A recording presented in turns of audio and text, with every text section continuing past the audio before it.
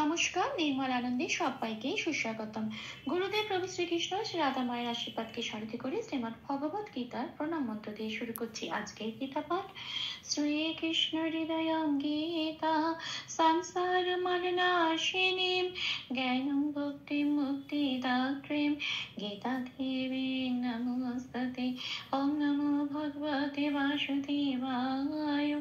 ওম নমো ভগবতে বাসুদেবায়। ওম নমো ভগবতে বাসুদেবায়। রাধে রাধে রাধে রাধে রাধে রাধে রাধে রাধে রাধে রাধে। শ্রীমদ্ ভগবত গীতা দ্বিতীয় অধ্যায় শ্লোক নম্বর 42।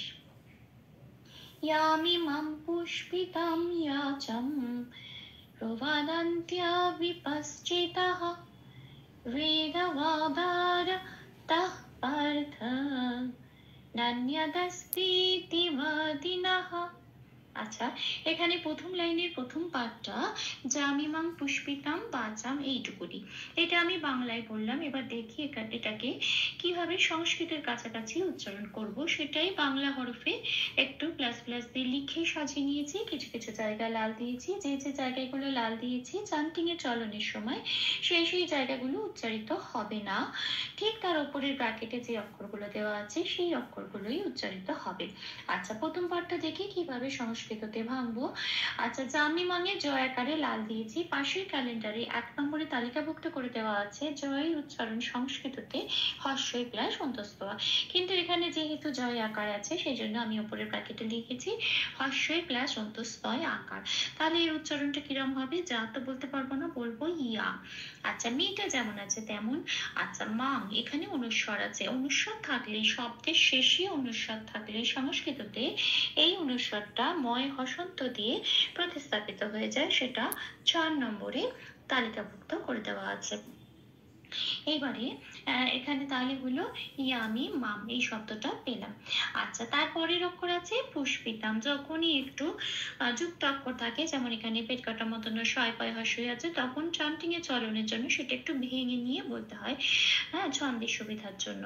আচ্ছা, তাহলে পেট কাটা মতন শটা যেহেতু আগে আছে, তাকে আগে বার করে নেব হসন্ত লাগিয়ে, হ্যাঁ, এবং সেটা আগের অক্ষরের সাথে জুড়ে উচ্চারিত হবে পুষ, হ্যাঁ। আর পয় হস্যইটা যেমন আছে তেমন পড়ে রইল পি। আচ্ছা, এখানেও তাম অনুস্বার জন্য এখানে একটা ময় হসন্ত দিয়ে অনুস্বারটাকে প্রতিস্থাপিত করলাম তাম, তাহলে কি পেলাম? পুষ্পি তাম। বাচমও একই জিনিস, পয় আকারে লাল দিয়েছি কারণ 2 নম্বরে তালিকাভুক্ত করে দেওয়া আছে বয়ের উচ্চারণ ও প্লাস অ। এবার এই ও প্লাস অটা ঠোঁট খুলে বলতে হয় ওয়া। এখানে যেহেতু বয় আকার আছে উপরের ব্র্যাকেটে আমি ও প্লাস আ দিয়েছি, সেজন্য ওয়া। আচ্ছা, চমের জন্য এখানে অনুস্বর আছে, ময় হসন্ত দিয়ে প্রতিস্থাপিত হয়ে গেল, তাহলে এটা হলো ওয়াচম। পুরো পাঠটা কি পেলাম? ইয়ামি মাম পুষ্পিতাম ওয়াচম, এটা। আসি পরের পাঠে প্রবদন্ত বিপশ্চিতা, এখানে একটা বিসর্গ আছে, এটা বাংলায় বললাম। দেখি এটা কিভাবে সংস্কৃততে উচ্চারণ করব।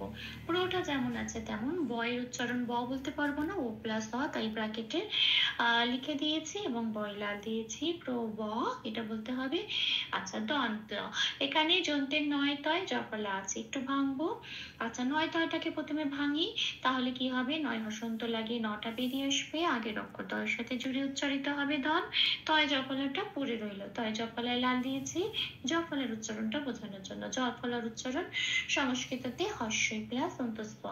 এবার এই তয়ের সাথে জফলাটা পড়িয়ে দিতে হবে, তয়ের সাথে হস্যই প্লাস অন্তস্থ পড়িয়ে দিলে যে উচ্চারণটা বেরিয়ে আসে তিয়, তয় হস্যই অন্তস্থ তিয়, এখানে ঠিক সেই উচ্চারণটা হবে।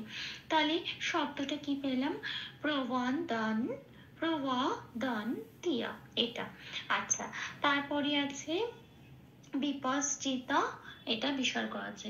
বিয়ের জন্য ও প্লাস হস্যই দিয়েছি কারণ বয়ের উচ্চারণ 2 নম্বরে তালিকাভুক্ত করে দেওয়া আছে ও প্লাস অ, এখানে যেহেতু বয় হস্যই আছে সেই জন্য উপরে ব্র্যাকেটে ও প্লাস হস্যই দিয়েছি, তাহলে এটা উচ্চারণ হবে বি। আচ্ছা, পশ, হ্যাঁ, এই যে তারবস্বয় ছয় যুক্ত অক্ষর আছে, তারবস্বটা আগে আছে বলে তারবস্বয় হসন্ত লাগিয়ে বের করে নি, পয়ের সাথে জুড়ে উচ্চারিত হলো পস।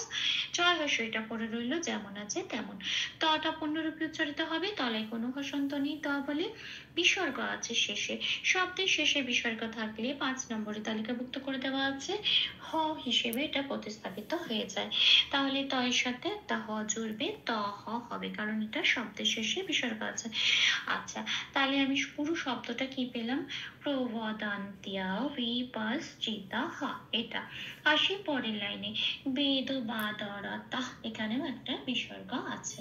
আচ্ছা, এবার আমি দেখি এভাবে এটাকে কি করে সংস্কৃততে উচ্চারণ করব। বি আছে, বকে ব বলে উচ্চারণ করতে পারবো না, ও প্লাস ব, কিন্তু এখানে যেহেতু একার আছে তাই দেব ও প্লাস একার, রে। আচ্ছা, দটা পূর্ণরূপে উচ্চারিত হবে, কোনো হসন্ত নেই, দ বলি রে দ। আবার আছে বা, তাহলে বাটাকে কি বলবো? ও প্লাস অ, বয়ের জন্য, আর যেহেতু আকার আছে উপরে ব্র্যাকেটে তাই লিখলাম ও প্লাস আ ওয়া, এটা উচ্চারিত হবে দর। দরটা পূর্ণরূপে উচ্চারিত হবে, কোথাও কোনো হসন্ত নেই। এইবারে তয় আকারটা যেমন আছে তেমন আছে বিসর্গ। এইবারে বিসর্গটা কিন্তু আমার শব্দের মাঝখানে আছে, মানে এটা প্রথম শব্দ, শেষ শব্দ নয়। যদি শেষ শব্দ না হয় বিসর্গ, তাহলে আর পূর্ণ হ রূপে প্রতিস্থাপিত হবে না, অর্থ হ রূপে প্রতিস্থাপিত হবে। অর্থ হ রূপে প্রতিস্থাপিত হওয়ার মানে সেইটা, এই হটাকে উচ্চারণ করব না, কিন্তু আগের অক্ষর তয়াকারের সাথে জুড়ে সেটা উচ্চারিত হবে, হ বলে উচ্চারণ করব না। তাই সাথে জুড়ে এটাকে উচ্চারণ করব তাহ, এরকম বলতে হবে। তাহলে হলো কি, শব্দটা কি পেলাম?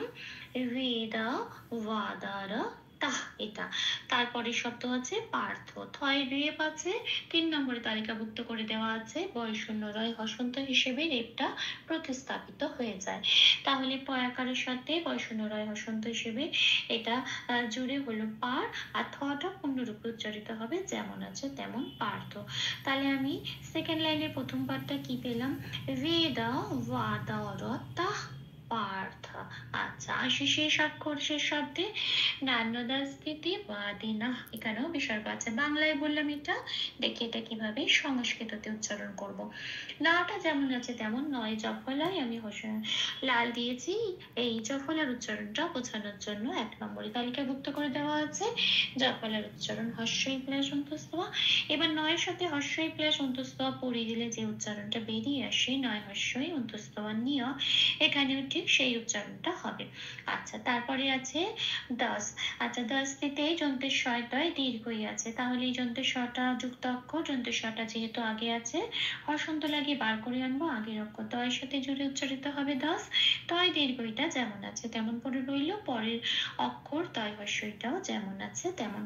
তারপরের অক্ষর বা, বাটা তো উচ্চারণ করতে হবে ও প্লাস আ দিয়ে, কারণ বয় আকার আছে, তাহলে এখানে উচ্চারণ হবে ওয়া। আচ্ছা, দয় হস্যইটা যেমন আছে তেমন, নটায় কোনো হসন্ত নেই, পূর্ণরূপে উচ্চারণ করব ন বলে।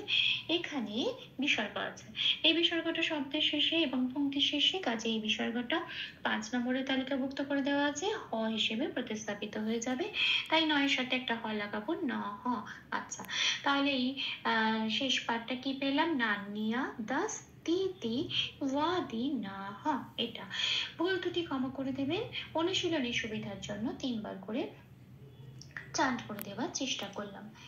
ইয়ামি মাম পুষ্পিতাম বাচম প্রবদন্ত্য বিভাশ্চিতঃ বেদবাদারতঃ পার্থ নান্যদস্তীতি বাদিনঃ।